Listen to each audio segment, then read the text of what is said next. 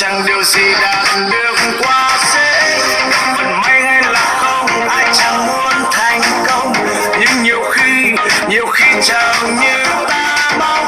Hãy tự tay ta làm nên ngày mai tươi sáng sẽ đến, dù biết rằng từng ngày trôi qua chẳng êm đềm. Đam mê mặc cho nghề